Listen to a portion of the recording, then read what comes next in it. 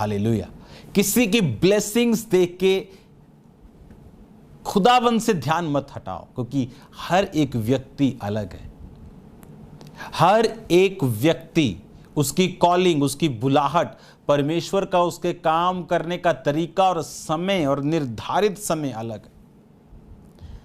और जो लोग आत्मा में जीते हैं उन्हें मालूम है कि खुदावंद प्राइस मांगेगा, उनसे मूल्य मांगेगा जो उन्होंने देना और खुदावंद की सेवा करनी। हालेलुया।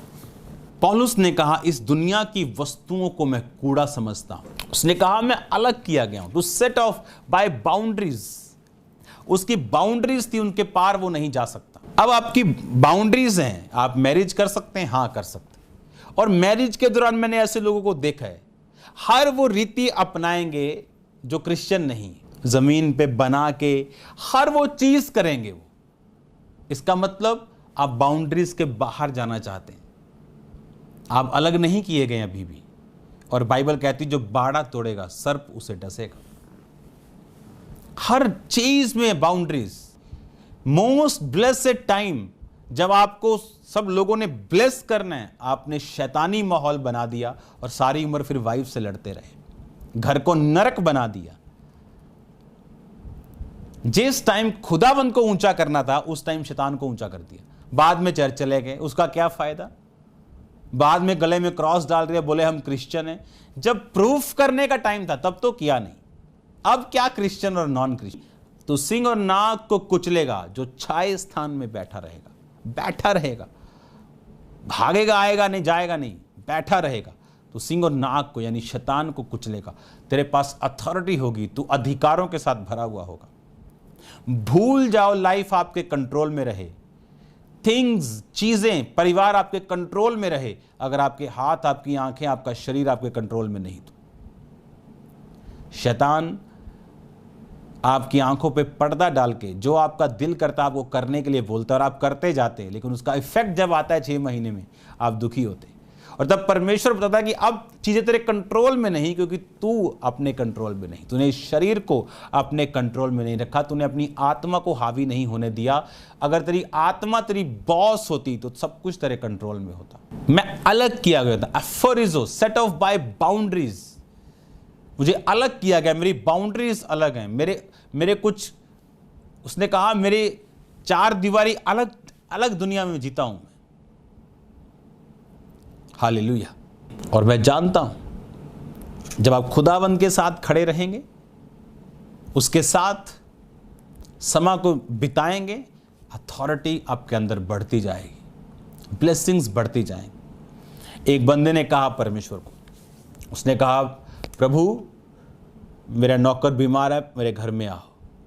लोगों ने सिफारिश की और बोला खुदावंद वो इस योग्य है कि तू उसके साथ जरूर जाए, क्योंकि उसने हमारे चर्च को बनाया है, वो मेन सपोर्टर है, आप प्लीज़ उसके घर जरूर जाएं। खुदावंद ने कहा ठीक है मैं आ रहा हूँ। उसने रास्ते में मैसेज किया, खुदावंद दुख ना हो, तू दुखी ना हो, मुंह से कह दे। अगर कोई और होता तो शायद गुस्सा ही कर देता कि यार मना कर दिया, मैं तो वैसे नहीं कहीं जाता। लेकिन यीशु मसीह ने बात समझी, उसने कहा प्रभु सिपाही मेरे हाथ में, एक को बोलता हूं जा तो वो जाता है, एक को बोलता हूं आ तो वो आता है, और मैं भी किसी के अधीन हूं। तो मुंह से ही बोल दे। उसको मालूम था अथॉरिटी किसे कहते हैं। मैं भी किसी अथॉरिटी के कहता नीचे हूं, मेरे भी कोई नीचे है। अथॉरिटी में रहने वाला, अंडर रहने वाला ही अथॉरिटी चला सकता है। इमेजिन करो ऐसे लोग जो अपने स्पिरिचुअल फादर के खिलाफ बोल चुके हैं, सोचो उन अथॉरिटी को अब्यूज किया, उनके नीचे भी रहने वाले लोग कभी उनके अधीन नहीं रह सकते, हमेशा उनको तंग करते नजर आएंगे। क्यों? आपने अथॉरिटी अब्यूज की और आपको वही मिला जो आपने बोया। खुदाबंद ने कहा मैंने ऐसा विश्वास इज़राइल में भी नहीं पाया, जाओ बोलो उसका सेवक चंगा हो चुका। और जब वो वापिस आए तो वो चंगा हो चुका था। और कब चंगा हुआ? जब यीशु मसीह ने बोला था। जीसस क्राइस्ट को भी ये बात अथॉरिटी की मालूम है कि वो अथॉरिटी के नीचे था, उसे मालूम था कि मैं अथॉरिटी के नीचे हूं, तो खुदाबंद के पास अथॉरिटी है इस बीमारी को निकालने की, बस अपने मुंह से कह दे। अगर हम बुद्धिमान हों, अथॉरिटी वाले पर्सन के खिलाफ हम कभी नहीं जाएंगे। क्योंकि अगर हम जा रहे हैं तो इसके पास अभी हमारे पास भी अथॉरिटी नहीं, क्योंकि अगर वो होती हमें उसकी वैल्यू मालूम होती, हमें हायर अथॉरिटी की वैल्यू मालूम होती। इसलिए परमेश्वर ने कहा ऑनर दीज अथॉरिटीज, इन अथॉरिटीज का ऑनर करो। जब तुम इनका ऑनर करोगे तुम्हारे नीचे लोग तुम्हारा ऑनर करेंगे। आज लोग जब शारीरिक रीति के साथ चलते हैं उन्हें आत्मिक अथॉरिटीज कभी नहीं मिलती और खुद वो रिजल्ट उनकी लाइफ में कभी नहीं आता। अथॉरिटी में रहना, अथॉरिटी की कदर करना, अथॉरिटी में जीना, आप देखेंगे फिर आपकी लाइफ किस तरह खुदावंद की सेवा में बढ़ती।